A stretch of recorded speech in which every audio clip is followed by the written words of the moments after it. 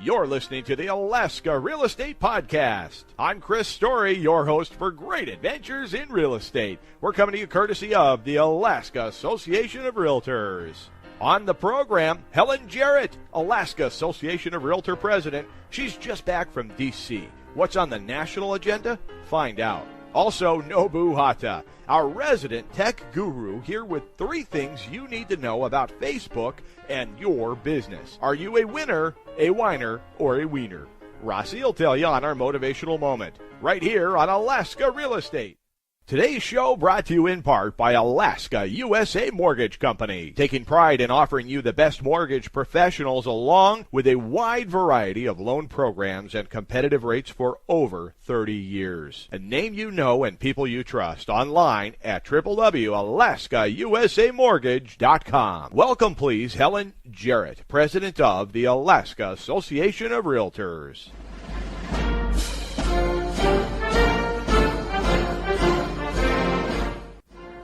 Helen, did you come away with a sense of what is on the national agenda this year? Oh, most definitely, Chris. In fact, the National Association of Realtors has 35 items that they are closely watching in Congress that could affect realtors, homeowners. It's just amazing that they are right there watching everything as it occurs, and if they see it's going to affect anything with a homeowner, property rights, it's on the list. They have they call it the radar screen. And you said 35 items. I'm hearing that correctly. Correct. What would you say are the highlights of those 35? Well, the top items, we have 3 or 4 that National is most concerned with, and the one at the very, very top is mortgage interest deduction. As you may or may not know, the President put together a commission on deficit reduction and reform. I believe it was November, December last year. And the number 1 item that was recommended was the elimination of mortgage interest deduction. So as you can well imagine, realtors were very concerned. It did not pass. The recommendation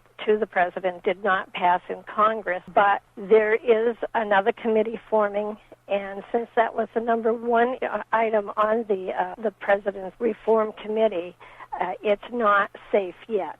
So there is a House resolution, number 25. President Phipps asked that we make sure that our representatives sign on or review it, however, and we actually did get to go, what we say, up on the hill. Don Young was not there, so we did get to meet with his staff, and they think Don has already signed on to this, but if not, he will be.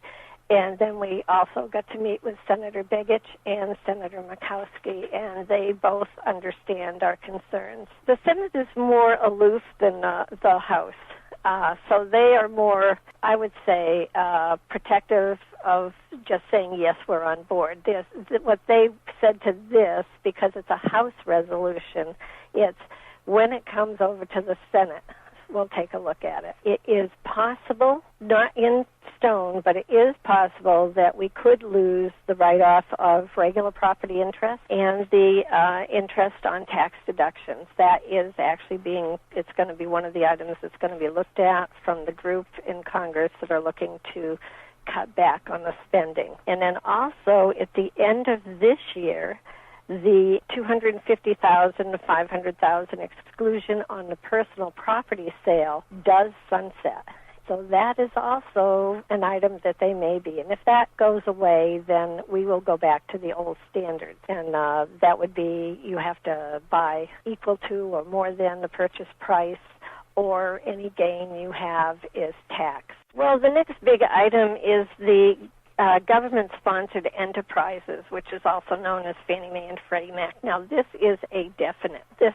And this came through loud and clear with Senator Begich. This will be reviewed. Of course, it is under conservatorship with the federal government. There is a lot of money going out to keep Fannie Mae and Freddie Mac solvent. Well, what most people do not understand is if the government were to say, okay, Fannie Mae, Freddie Mac is gone, there is no lender that will make a loan because we are no longer set up for an individual lender to just make a loan and carry it. Senator Johnny Isakson from California has an idea, and what his idea is to do a total restructure, and it would be like a side-by-side. As they wind down Fannie Mae, Freddie Mac, we would do a new entity that would be sponsored by the federal government for 1 year to get it, up on its legs and everything, and then they would contribute into a fund, a set-aside fund, and then the government would subsidize it less and less, and it would be on its own within 10 years. How about FHA? Anything coming downstream we should be aware of? Congress does want to take a look at it. We've kind of gone from one extreme in the mid-2000s where, we had the interest-only loans, no down payment or second down payment. Now they're looking at possibly wanting people to put more money down on FHA. They're also thinking of changing the loan limit. Real estate has been very, very good to me, and I've had a very good life. I chose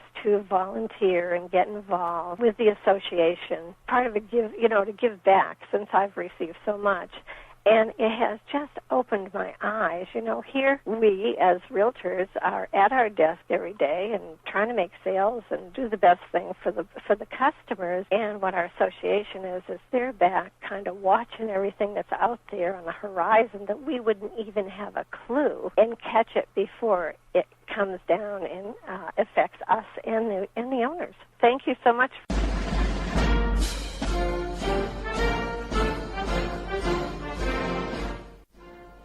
Time now for your tech tip, made possible by support from Alaska Housing Finance Corporation. AHFC is a corporation owned by the citizens of Alaska. Its mission is to provide Alaskans access to safe, quality, affordable housing and endeavors to do that through home loans, home energy, and rental assistance programs, and home buyer education. Visit them online at ahfc.us or call 1-800-478-2432. Here's Nobu Hata.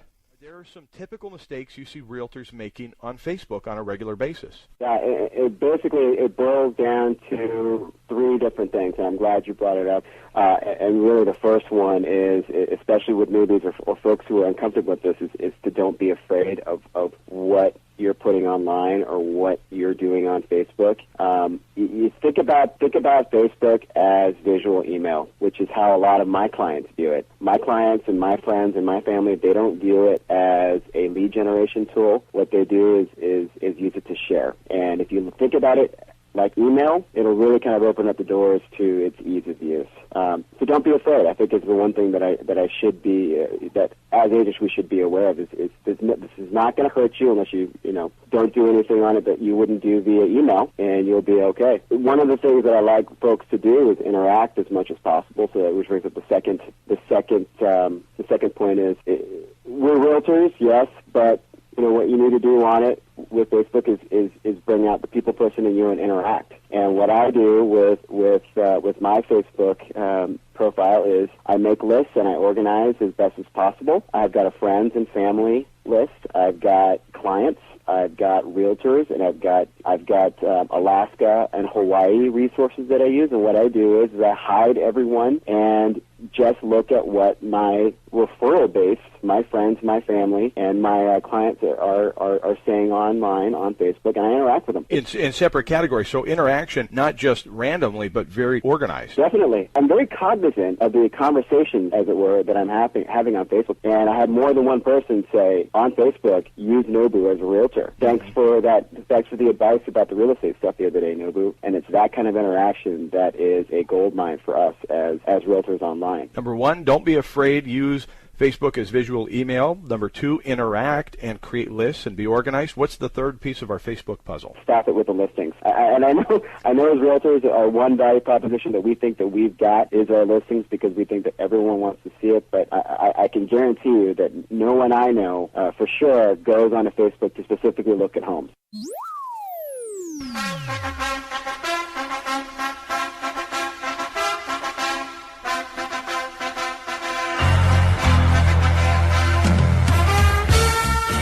As a realtor, how do I know if I'm a winner, a whiner, or a wiener? What's the difference? I'm glad that you like the winners, wieners, and whiners. And I think it's pretty easy to know what winners are.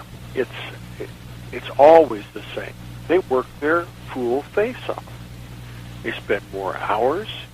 They do more things, and they practice what we all call working smart. Working smart is doing the basics better and more often than anyone else.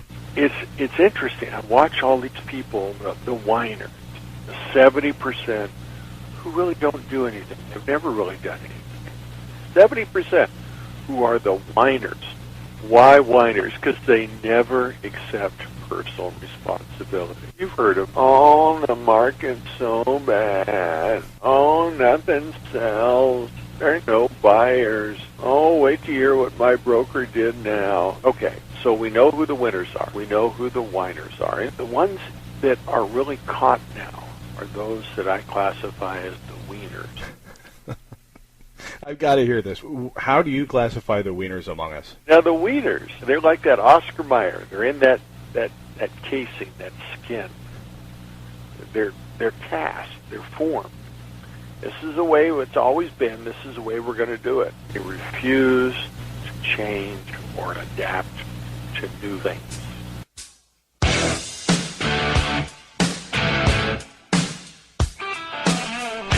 Next time on Alaska Real Estate, Art Clark, AAR's federal coordinator with Senator Begich's office. Sandy Ehrenman will bring us our Convention 2011 update, and we'll check in with Nobu for more tech knowledge.